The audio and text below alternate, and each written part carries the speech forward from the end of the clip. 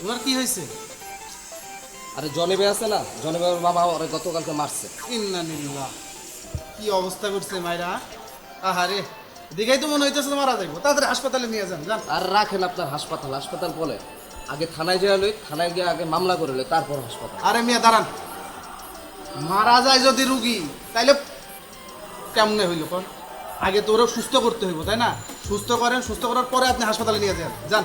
মইরা গেলে মইরা যাক, তাতে কোনো অসুবিধা নেই, কিন্তু আগে ওই সিন্ডিকেটের নামে মামলা করতে হবে, বুঝছেন? আগে মামলা করে লই, তারপরে সব কিছু। বাবা তুই বাদ দে, এই বাদল ভাইয়ের কথা বাদ দে।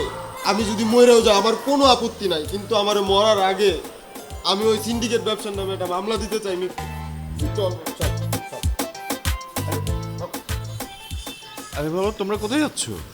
তোমরা যত মাথা গরম করে পাগলামি করো না। তোমরা আব্বার কাছে চলো, আব্বা তোমাদের জন্য টাকা পয়সা ব্যবস্থা করে রাখছে। চলো আব্বার কাছে। টাকা পয়সা দিয়ে কি আপনি ওরে কিনতে চান? রিসাদ টাকা পয়সায় বিক্রি হয় না, বুঝছেন না? আপনার আপনার বাবারা মিলে, দুজন মিলে যে এই সিন্ডিকেটটা তৈরি করছেন, রোজা রমজানের দিনে মানুষের সাথে যে এই খারাপ আচরণ করতেছেন, এটি কি কখনো করা উচিত আপনাদের বলেন? এখন আর কোনো কথা নেই, মায়ের পরিবর্তে মায়। ভাই রে ভাই, তোমরা শুধু শুধু পাগলামি করো না। তোমরা আমার আব্বার কাছে চলো, আব্বা তোমাদের সমস্ত দাবি মেনে নেবে। আল্লাহর রাস্তে তোমরা থানায় যাইও না প্লিজ। আপনার এইসব কথায় কোনো কাজে আসবে না। ও জীবিত অবস্থায় আমি ওরে নিয়ে থানায় পৌঁছাইতে চাই।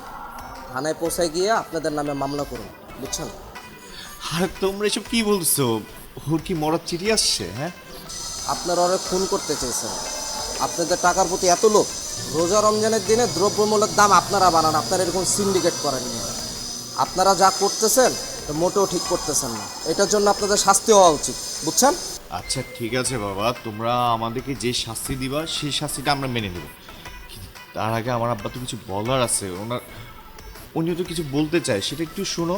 কি ব্যবস্থা নিচ্ছে বা কি করতে চাচ্ছে একটু শুনো দয়া করে। আপনার কোনো কথাই এখানে চলবে না। আমি এখন ওরে নিয়ে থানায় যাব। দুনিয়ার কোনো শক্তি নেই যে আমাদের আটকে রাখতে পারে, বুঝছেন? সরেন।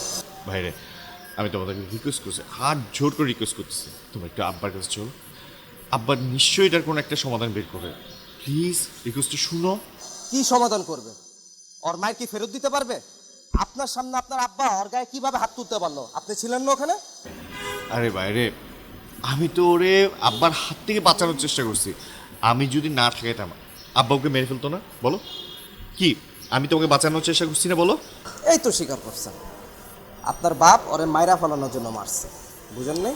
এর থেকে বড় প্রমাণের আর কিছু প্রয়োজন নেই আমাদের। এটাই যথেষ্ট। চল বন্ধু। আরে বাপ রে বাপ, আমি তো তোমাদের উপকার করার জন্য আজকে দেখি না। আরে আমি তো তোমাদের উপকার করতে গিয়ে একটা বিপদে পড়ে গেলাম। দেখো, তোমাদেরকে উপকার করার জন্য আমার আব্বার ফ্যাক্টরিতে আমি তোমাদেরকে চাকরি দিছি না?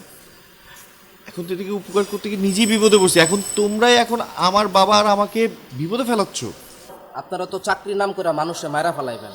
এই মিয়া, টাকাই কি সবচেয়ে বড় কিছু আপনাদের কাছে? হ্যাঁ,